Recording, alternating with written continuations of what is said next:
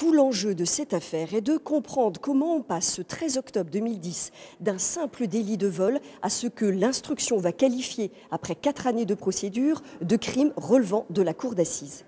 Pas de témoins directs sur ce qui s'est passé dans cet appartement de la cité Bellevue en début de soirée.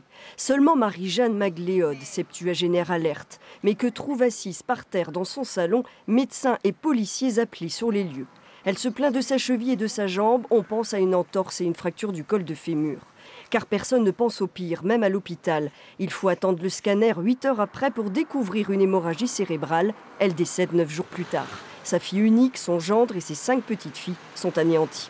J'éprouve de la peine parce que ma maman est partie, elle n'avait rien demandé à personne.